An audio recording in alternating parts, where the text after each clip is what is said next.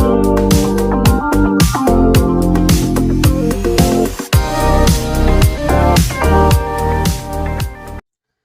semua, salam sejahtera Malaysia, tonton dan bapak yang amat dihormati sekalian. Saudara-saudara yang saya amat hormati sekalian. Baru-baru ini Tun Mahathir dilantik sebagai penasihat tidak resmi untuk 4 negeri takbiran PAS ataupun Perikatan Nasional. Timbul beberapa spekulasi setelah Tun Mahathir yang diangkat sebagai penasihat untuk 4 negeri PN. Spekulasi timbul, persoalan timbul. Kita cakap tentang persoalan. Ada yang berkata, tidak adakah pemimpin politik ataupun pemimpin besar di dalam Perikatan Nasional yang boleh dijadikan sebagai penasihat untuk 4 negeri takbiran PAS. Bagaimana dengan Muhyiddin Yassin selaku bekas Perdana Menteri juga, selaku Presiden Bersatu, selaku pengerusi Perikatan Nasional. Dan tokoh yang kedua ataupun pemimpin yang kedua adalah Hamzah Zainuddin selaku ketua pembangkang.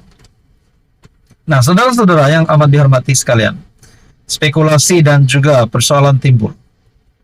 Ada juga kata, kalau perkara ini berterusan, Mahathir akan lebih disanjung oleh PAS, dan bagaimana pula dengan Muhyiddin, Presiden Bersatu tersebut ataupun pengerusi Perikatan Nasional.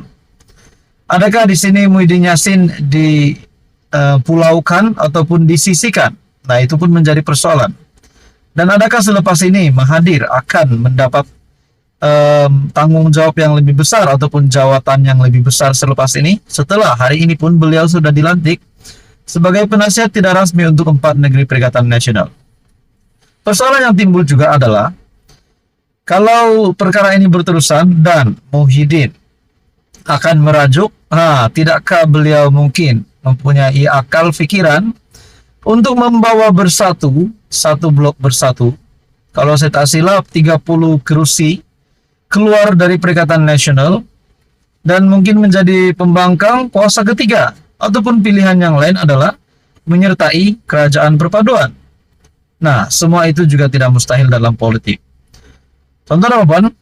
Ada juga kata mungkin Muhyiddin Yassin akan meletakkan jawatan selaku pengurusi Perikatan Nasional setelah perkara ini berterusan. Sebabkan kita dapat melihat kekuatan Perikatan Nasional itu, kekuatan Perikatan Nasional adalah daripada kerusi PAS yang lebih banyak berbanding kerusi Presiden Bersatu ataupun kerusi Bersatu, Parti Bersatu, anggota komponen di dalam Perikatan Nasional. Jadi tuan-tuan dan puan yang amat dihormati sekalian, mungkinkah akan berlaku lompat parti ataupun peletakan jawatan mengejutkan sekiranya perkara ini membawa kepada satu keputusan yang lebih buruk lagi pada masa akan datang. Jadi perkara ini tidak mustahil di dalam politik. Saudara-saudara, itu hanyalah persoalan dan juga spekulasi yang dibuat berdasarkan beberapa pemerhati politik yang saya lihat juga. Saudara-saudara, sekian saja, teruskan bersama di dalam channel ini untuk info yang seterusnya. Mohon bantu channel ini dengan menekan butang like, share, dan juga subscribe. Halo semua, salam sejahtera Malaysia, tuan-tuan dan puan yang saya amat hormati. Baru-baru ini kita mendengar satu berita di mana nama Tun Mahathir disebut-sebut tidak mustahil untuk menjadi Perdana Menteri untuk kali yang ketiga. Terdapat veteran UMNO ataupun pemimpin politik juga membuat kenyataan sedemikian yang menyebut tidak mustahil Tun Mahathir untuk menjadi Perdana Menteri kali ketiga. Setelah hari ini beliau boleh dianggap disanjung oleh PAS ataupun Perikatan Nasional, sehingga kan beliau diangkat sebagai penasihat untuk 4 negeri PAS ataupun Perikatan Nasional. Tonton apa? Dalam satu ulasan dari Syahbudin.com, hampir mustahil Tun Mahathir boleh jadi Perdana Menteri kali ketiga. Untuk pendapat saya secara pribadi, untuk Tun Mahathir menjadi Perdana Menteri kali ketiga, pendapat saya secara pribadi, tidak adakah wakil sekiranya kita tahu sekarang Tun Mahathir yang bersama-sama dengan Perikatan Nasional. Tidak adakah wakil dari PN yang lain yang mungkin mampu ataupun akan bertanding hebat juga untuk menjadi Perdana Menteri sekiranya Perikatan Nasional pada suatu hari nanti akan menjadi kerajaan?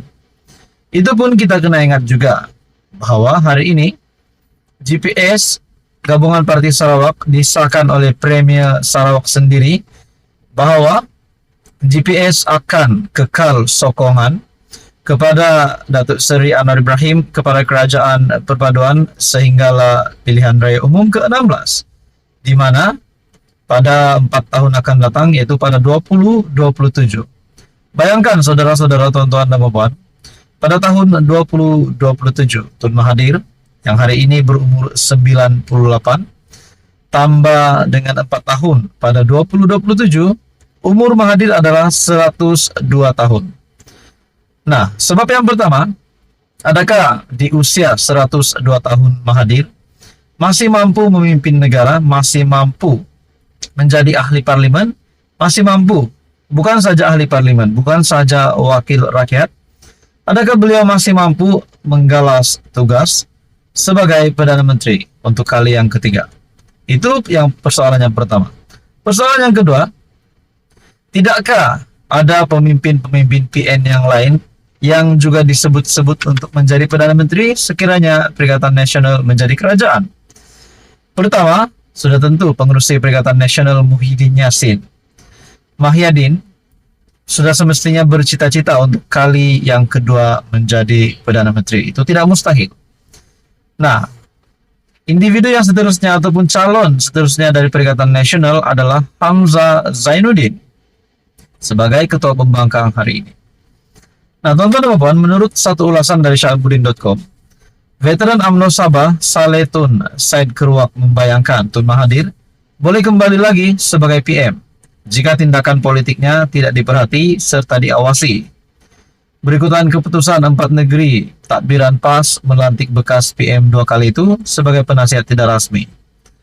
Memberi jawatan penasihat tidak rasmi kepada 4 negeri itu hanyalah untuk PAS memanfaatkan pengalaman dan pengaruh beliau menjadi penasihat tidak rasmi, seumpama Perdana Menteri tidak rasmi juga bagi 4 negeri berkenaan menurut Syahabudin. Yang mungkin berlaku dengan kedudukan tersebut ialah pengikut dan penyokong Tun Mahathir barangkali lebih dulu terbuka peluang untuk berniaga atau mengemukakan apa-apa proposal kepada 4 negeri sebagai peluang mencari rezeki. Seterusnya, saudara-saudara, selagi ada Mahyadin selaku pengerusi PN dan Hamzah sebagai ketua pembangkang yang merupakan 2 tokoh utama gabungan blok pembangkang, ruang untuk Tun Mahathir menguasai PN boleh dikata sentiasa tertutup.